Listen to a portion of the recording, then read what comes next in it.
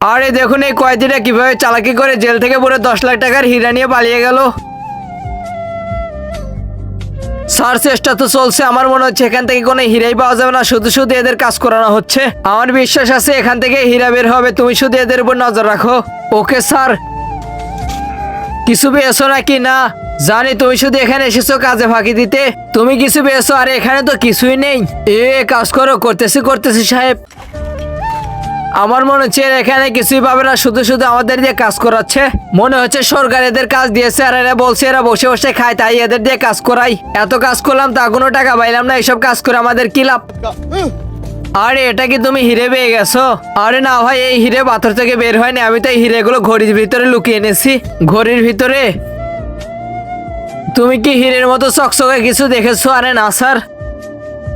আরে তুমি এই হিরে কোথা থেকে এনেছো আর এই হীরাটা এখানে রেখে দিছো কেন? আরে তুমি এসব বাদ দাও, আমি যে প্ল্যান বেড়াচ্ছি এটাতে সবারই লাভ হবে।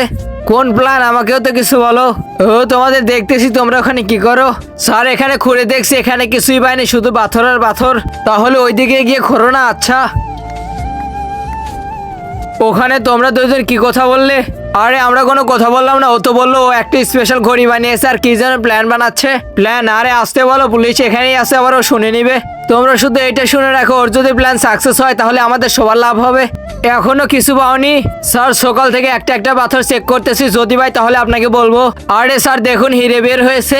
আরে আমার তো বিশ্বাসই হচ্ছে না হিরে পেয়ে গেছো। এবার তো আমার প্রমোশন পাক্কা হবে। আরে আমি এটা বুঝতে পারতেছি না, তোমার কাছে এত দামি হীরা কোথা থেকে আসলো? যখন এসে পড়েছে তাহলে তুমি এটা বললে কেন হীরাটা পাথর থেকে বের হয়েছে? তুমি পাগল নাকি? পাগল? এইটাই তোমার প্ল্যান? চলো আমার সঙ্গে, তোমাদের দেখাচ্ছি। কোন প্ল্যান? আরে চলো তো। এখনো খোঁজাখুঁজি হচ্ছে স্যার।